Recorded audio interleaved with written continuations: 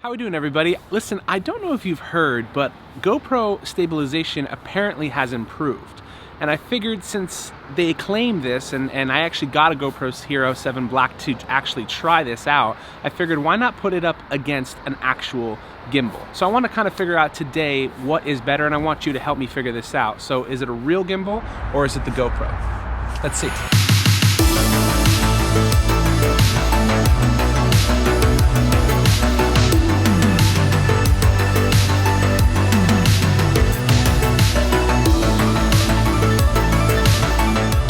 Before we jump in here today, just a couple things. So the GoPro Hero 7 Black, 4K, 60 frames per second, that's actually pretty exciting. 12 megapixel, 8 times slow-mo speed, 10 meters of waterproofing. So it's a great little device. And the gimbal that we will be using today is the Zhiyun Crane. So I've actually really come to love this little gimbal. Well, it's not as little as the GoPro, but you know, it's a little gimbal nonetheless. This is what I use personally for all my vlog content. Normally when we do stuff for 4LC Studios, we actually use this, which is the Ronin S. I will not be using this in this video, but Scott will be using it in his. So you can go check out his video on all this stuff. And on the gimbal, I'm gonna have a Sony a6500 with a 16mm 1.4 Sigma lens, just so you guys know. But aside from all that, I wanted to take time just to kind of, just kind of like put them side by side. I wanted to see what a GoPro looked right up against a real gimbal with a real camera.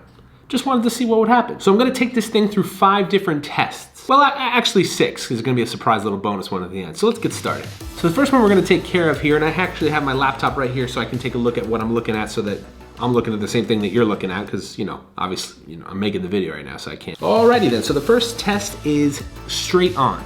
Just a straight walking forward thing. So here I am walking forward with the gimbal, and it's looking fairly smooth. Everything's in 24 frames, by the way, just so you know. Normally I would shoot things like this in 60, but just for the ability for the A6500 can't do 4K 60, so I wanted to keep everything in 24. So I'm moving forward here with the gimbal, and it looks pretty good. But now let's take a look at it with the GoPro. It's looking pretty good. Mind you, this is not with any stabilization on it, and it's looking pretty good. Obviously, the trees are a little bit warped looking because it has to be in wide mode, which is a little bit annoying, but I can live with that. So here is a side-by-side comparison.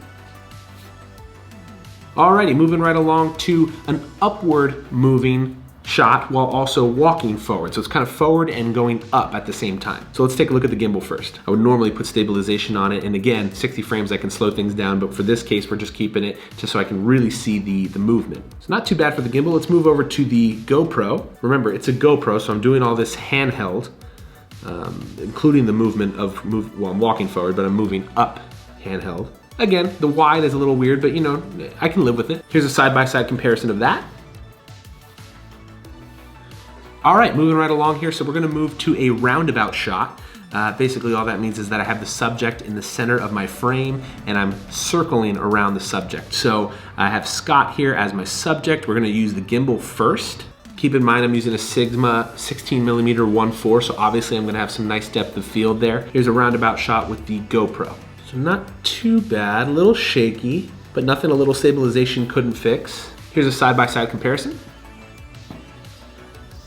All right, moving right along here, subject. So here I have Scott moving forward, walking forward in the forest here. This is with the gimbal. This is a fairly smooth shot, one that I'm very used to doing, so it's fairly smooth.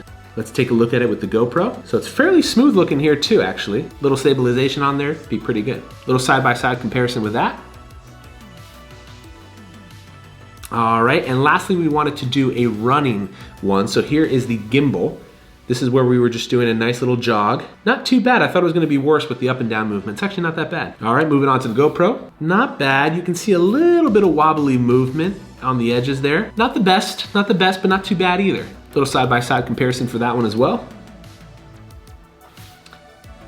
All right, last but not least, one more thing before we close this video out. All right, so final test of the GoPro. Obviously, I don't have to vlog on my camera because that's the camera that I vlog on all the time, but I wanted to vlog on the GoPro just in the event that this may be your only option as far as a vlogging camera. So this is my last and final test. I just wanted to hold it like a vlog camera, see what this kind of looks like and feels like and sounds like, because I've heard that the volume is supposed to be better on it, so what do you think? What does it look like? Does it look good? Does it sound good? Does it feel good? Is this weird? Should I be out here? Should it be like this close? Like, I don't know. I can't see it, but I hope it looks nice. To be honest with you, that's not that bad. For a $300-ish camera, like that's not that bad. Like, yes, majority of things are in focus, obviously, you know, that's not gonna have like the crazy depth of field or anything like that, but the general look and the general feel is really not too bad at all. The one thing that's really catching me by surprise right now is the quality of the audio. I cannot believe how good it actually sounds for being a GoPro. Because prior to this GoPro, I had the GoPro Hero 5, and the audio was literally a nightmare. It was like 100% not even close to being usable. I mean, it's no Rode microphone by any means, but it's up there. I mean, it's really, really, really nice. For being a little handheld camera that you can bring with you everywhere in almost every situation, it's completely durable. So, I mean, it's pretty good. If you had to vlog with this, I think you actually probably could. Would I? Probably not. I prefer to have, like, you know, an actual camera, but like, I think this is great. So anyway, with that being said, I hope that this video was helpful. Just so you know, I'm not a tech guy. Like, I'm not someone that's like knowledgeable of all the specs necessarily, but I do video production for a living, and this is something that once I saw it come out and I saw them say the hyperlapse mode, which I think is super cool, and you should definitely look more into that. I just wanted to take a look at this camera. I wanted to take a real gimbal and put it up against something that they claim has incredible stabilization. So I just wanted to compare today. Hopefully this was helpful for you. If you have any questions, you can definitely talk to me in the comment section below. Like, comment, subscribe. I hope that you're doing well, and I know this is a little bit different for this channel, but I definitely want to start making other types of videos, not just vlogs, and see if there's anything that I can do to help. So with that being said, I appreciate you. I hope you're doing well, and I'll see you in tomorrow's video.